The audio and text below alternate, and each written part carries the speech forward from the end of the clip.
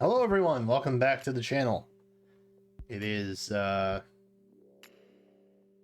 KCB Santa here, bringing you good tidings. And maybe a legendary banner prediction. What? That is coming sooner than anticipated this month. But that's pretty typical for December.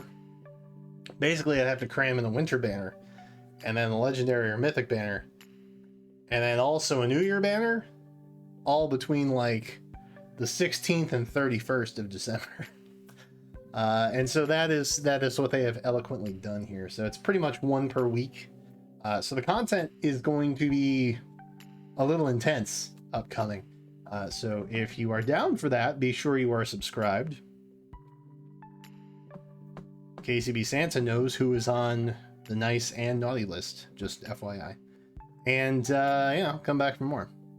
But we're looking at the legendary banner for December. Now, November was nuts. Okay, not only did we get Eitri and Thor, the known returnables were also insane. Things like legendary Micaiah, Bramimon, legendary Sigurd. Like, there's just so much good stuff that it's hard not to pull on that. This month, it's a little different. And I don't mean any shade when I say that, because there's not. This shouldn't look too different from what you remember, right? So returning, we knew about Leaf or Lif. You knew that we had Lilina, Saros, Freya, Violet, and then our newest arrival, Ashe. Ashe was confirmed to be back on this banner this month from her Sparkable. But the fact that you get one for free, and you could also spark for her on the current banner, there's really no reason why she would entice you to then try and get a 1 in 3 on the legendary banner this month. So I don't see that as being like a big pull. Byleth, I think, is probably the most notable one here, and he's paired up with Freya, which Freya is not bad. Saros is a very, very strong blue candidate. Now, if you're using it for ether raids, maybe she's been outclassed already. There's a potential for that, but not in my heart. No, sir. And then there's Leaf, who admittedly has seen better days, but still a very cool character. And then Lilina, who's pretty good too. She's a nice little AoE nuke to have in your back pocket come fire season. So overall, it's not anything like too crazy, and I guess that's the take home. Are your orbs better spent somewhere else? Probably yes. They were in November. Like, when I looked at the November banner, like, even for like new accounts or older accounts, it was just good account boosting everywhere. This one, maybe not so much. While I think there are still good units on the banner, it's a little more tailored. So slightly more refined. I think Byleth is basically the only general all-purpose really, really good option that maybe other more common options may not be able to roll fill. So overall, this banner in general, the hype is not quite as high. But those are just the characters that we know are coming back, and therefore everything I just told you might be a lie. And I say that because this is who we have upcoming. I know, I'm excited too. So basically every Brave unit, right? A 3 houses cast, Ascended Fjorm. I know, there's just Wolf he's there, he's coming. soon Wolf will be here. There's a lot of good stuff coming up in the 5-star pool, the normal 5-star pool rather. to help fill in the gaps, because frankly, January doesn't seem like it's going to be all that bonkers either. February will probably be kind of nuts. But as far as December and January go, they're not really in comparison with just how generally good November was. But on the plus side, we have a lot of good normal pool 5 stars that are coming in and filling slots. And so maybe that's helpful. Maybe that helps you feel the vibe a little bit more. The only downshot is that, again, the Brave banner is definitely getting a rerun. The Three Houses banner is definitely getting a rerun. I might even say that the Tellius banner is getting a rerun. There's just there's good options here, and over the course of the next 4 months, 6 months, you're gonna see all of these characters with spark potential again. So is it worth it to try and win a 1 in 3 this time around without any kind of guarantee? I don't know. I guess that's up to you. It's up to you this side. But for what it's worth, I think the banner that we're looking at, and this is where the prediction comes in just a smidgen, is something along the lines of this. So we have who we know is coming back, and then likely we're seeing a Brave Heroes rerun. So we'll have Marth fill in the remaining red gap. We'll have Brave Erica fill in a blue spot. We'll have Gatekeeper fill in the remaining green spot.